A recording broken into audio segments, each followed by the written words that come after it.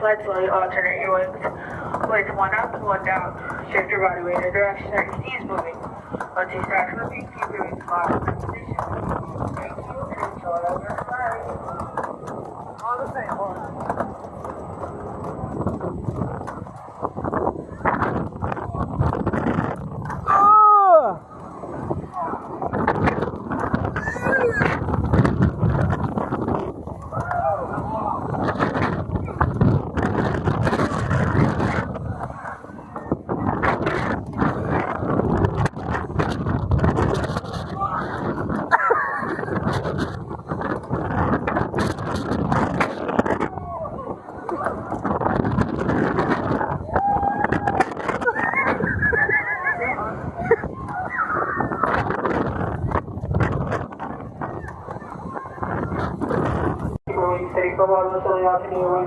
One down, shift your body weight in the direction that you're here. Once you start looking, keep your wings locked in that position and keep it to the right.